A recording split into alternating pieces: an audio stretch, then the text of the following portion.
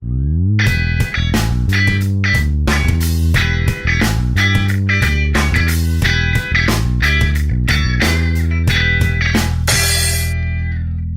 mais um critério básico, extremamente importante, que chama-se critério da integral, que usa uma ideia de integral imprópria. O conceito de integral imprópria, ele aparece rapidamente quando vocês estudam integral definida. Eu vou fazer uma recordação aqui.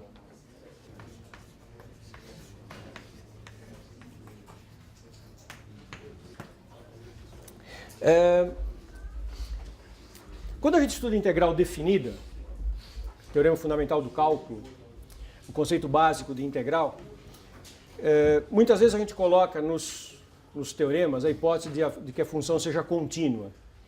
Simplesmente porque se a função é contínua, ela é integrável e eu posso olhar as consequências do que eu estou querendo discutir.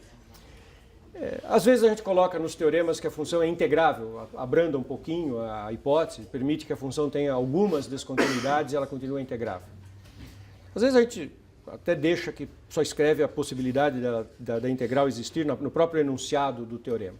Eu vou colocar que a minha função seja contínua porque eu quero usar num contexto em que os meus exemplos todos, as funções vão ser contínuas. Então, vou começar com uma função contínua.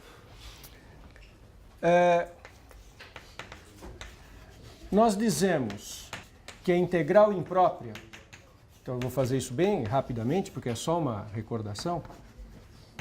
A integral imprópria, integral de 1 a infinito da função, é convergente. Veja que isso não se enquadra no conceito básico de integral definida. Integral de Riemann, integral definida de Riemann, aquela que se estuda com o teorema fundamental do cálculo, que é o limite das somas de Riemann, que na hora de calcular uma integral definida, você pega a primitiva da função, calcula no extremo superior menos no extremo inferior. Todo esse contexto, necessariamente nós trabalhamos em intervalos limitados. Tem um extremo inferior que é número e um extremo superior que é número. Aqui eu escrevi infinito, porque isso chama-se uma integral imprópria. Então é a integral de 1 até mais infinito. Quando é que a gente diz que a integral imprópria de 1 a mais infinito é convergente? Quando se ocorre o seguinte: se o limite da integral de 1 a b, com b tendendo a mais infinito, se esse limite é L número real finito. Vou fazer um desenho para vocês se lembrarem do que eu estou falando. Desenhei uma função decrescente tendendo a zero porque é um contexto em que, tipicamente, as integrais impróprias têm chance de serem convergentes. Mas ninguém está dizendo que a função tem que ser assim. A função podia ter qualquer cara. Você define a função no intervalo que começa em 1 e que se prolonga para mais infinito. Eu uso os recursos básicos de integral definida, teorema fundamental do cálculo, e calculo a integral de 1 a b. Isso é integral definida básica que se calcula com o teorema fundamental do cálculo.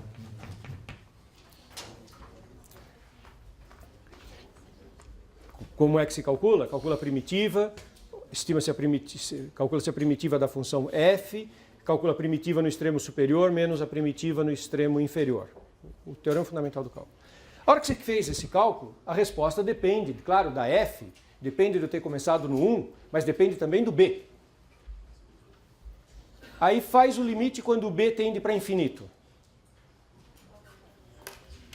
Como qualquer processo limite, o limite para b tendendo a infinito pode dar um mais infinito, pode não existir, pode acontecer várias coisas.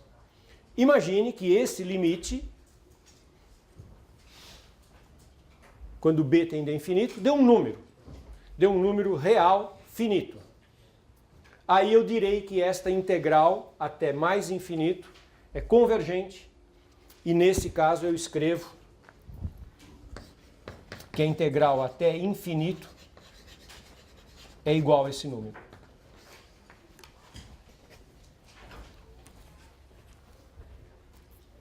Isso que se chama integral imprópria.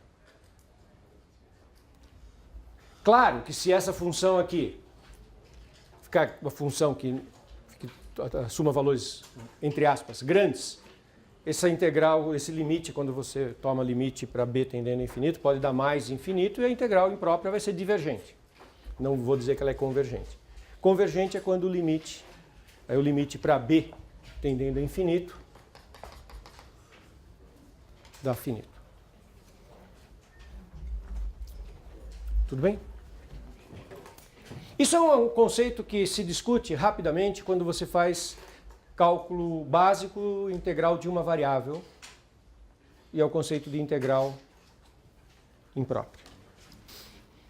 Eu vou ter um critério vou usar essa ideia para fazer séries.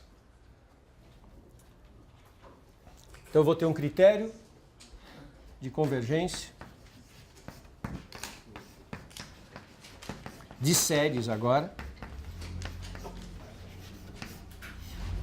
Então eu vou ter uma função, vou colocar hipóteses sobre a minha função. Minha função tem que ser contínua. A continuidade é para garantir o bom comportamento da função, integrabilidade, que tudo funcione super bem, tem primitiva, posso usar a teorema fundamental do cálculo, todas as técnicas, todos os estudos feitos no cálculo de integral definida se aplicam para essa função porque ela é contínua. Mas eu vou imaginar mais duas coisas, que ela é decrescente e positiva.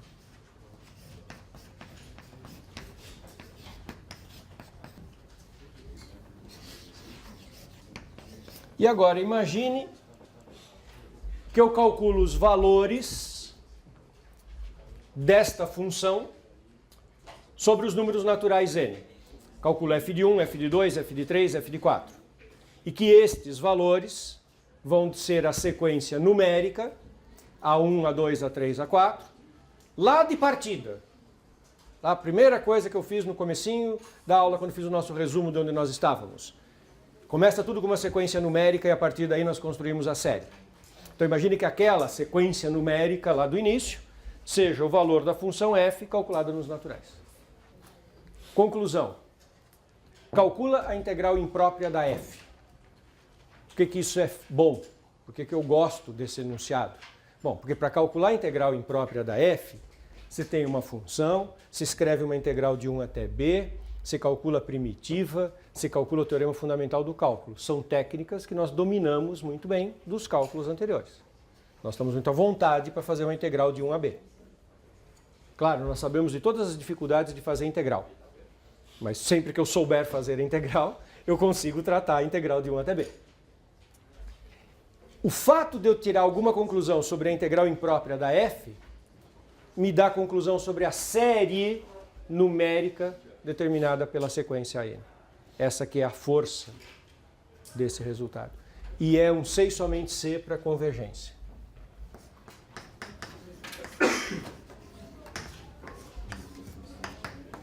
A série numérica converge C somente C, a integral imprópria da f converge.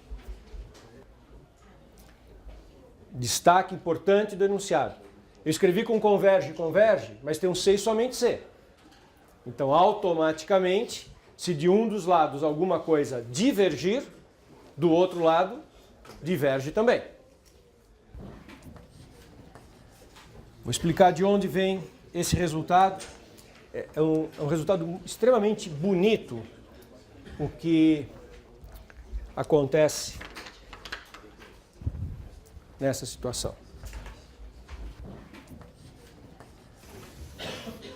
Então imagine uma função f que seja contínua, decrescente, positiva. Não é essencial que ela vá para zero. Mas se por um acaso essa integral for convergente, integral imprópria, automaticamente ela vai para zero. Se ela não for para zero, automaticamente essa vai ser divergente e a série vai ser divergente. Mas eu gosto de pensar nos exemplos em que ela vai para zero. A minha sequência é a seguinte. 1, f de 1 é o A1. 2, f de 2 é o A2. E assim para todos os naturais. Função contínua, positiva. A gente pode interpretar a integral definida em termos de área. Não estou dizendo que integral definida é sinônimo de área. Mas, se você olha para uma função contínua, positiva, e pensa na área debaixo do gráfico, tem toda a relação com integral definida. Nesse caso de uma função contínua positiva, a área debaixo do gráfico é dada pela integral definida. Eu vou misturar a série com a área debaixo do gráfico da função. E aí, aquela conclusão sobre o limite vai saltar aos olhos, vai ficar super visível. Olha que coisa assim, bonita. Eu sempre digo isso, matemática, além de tudo, é bonita, não precisava ser bonita. Ela já é útil, já é importante, já resolve um monte de problemas. Agora, além de tudo, ela é bonita, que é uma coisa, um brinde, né, adicional para quem estuda matemática. Olha que interessante, vou fazer uma relação. Os ANs, turma, os ANs são os valores f de n. Então, eles são comprimento desses segmentos. A1, A2, A3. É verdade. O AN, numericamente, é esse comprimentinho. Só que eu vou interpretar como área, ao invés de interpretar como comprimento de segmento. Área de um retângulo de base 1. Quando você tem um retângulo de base 1, a área é a altura vezes 1, então coincide numericamente com a altura. Então, olhe este retângulo. Peguei o A2 e joguei para a esquerda. A3, joguei para a esquerda. A4, se você concorda que A2 mais A3 mais AN, eu venho com essa soma até um certo AN, é a soma de uma série de retângulos, n menos 1 retângulos, e ela é menor ou igual do que a área debaixo do gráfico da função. Porque todos esses retângulos estão contidos propriamente debaixo do gráfico da função, na região debaixo do gráfico da função. Então isso aqui é menor ou igual que a integral de 1 a n da minha função f de x integrada em relação a x. Todo mundo enxerga isso? Esse desenho? Agora eu vou acrescentar o A1 nessa soma. E só de acrescentar o A1, a desigualdade inverte. O que ocorre quando eu acrescento o A1? Olha para este retângulo agora. Eu pego o A1 e jogo para a direita. Qual é a área deste primeiro retângulo azul que eu escrevi? Base 1, altura A1. Então esse primeiro retângulo tem área A1. Mais retângulo para a direita, de altura A2. Retângulo para a direita, de altura A3.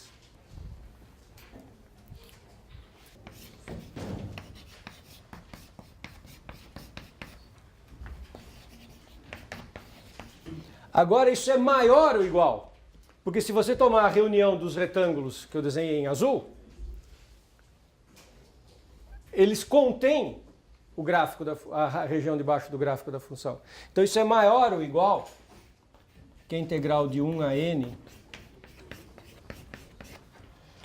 de f de x dx. Veja se vocês concordam com essas duas desigualdades. Acabou, está demonstrado o teorema. Volta para o enunciado. Suponha que a integral imprópria converge. Quer dizer que isso tem limite finito. Então esta soma, que é menor, tem limite finito, critério da comparação. Suponha que a integral diverge. Então isso vai para infinito. Esse é maior, vai para infinito. Ah, tem uma diferença entre um e outro, que é colocar ou não colocar o A1. Colocar ou não colocar o A1 interfere no valor da soma, mas não interfere no fato da soma ser finita ou não, de ser uma série convergente ou não. Se a série converge, então essa soma vai para finito. Uma soma no limite é finita, então essa integral tem que ser finita. Se essa soma diverge, como ela é menor, essa integral tem que divergir. Aí a conclusão sobre a série passa para a integral e da integral para a série passa trivialmente, porque tem uma relação de maior e menor envolvendo série e somas parciais. Sendo que, claro, uma das somas parciais tem o A1, a outra não. E tudo segue por conta da f ser uma função positiva e decrescente e me permite escrever estas desigualdades. Super legal isso, hein? Claro, não tem os detalhes da prova aqui, isso não é uma prova redigida, isso é a ideia de uma prova, né? Deveria escrever aqui, ideia da demonstração.